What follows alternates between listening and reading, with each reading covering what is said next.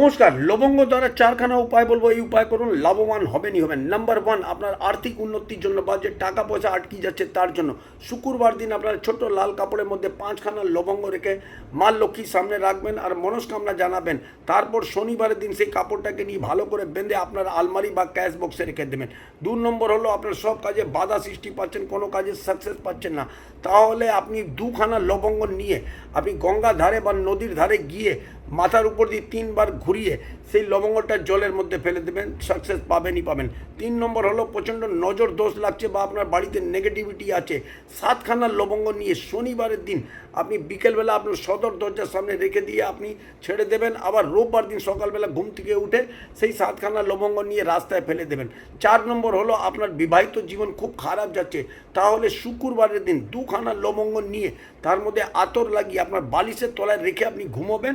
দেখবেন কন্টিনিউ এটা কয়েক হপ্তাহ করুন, লাভবান হবেন।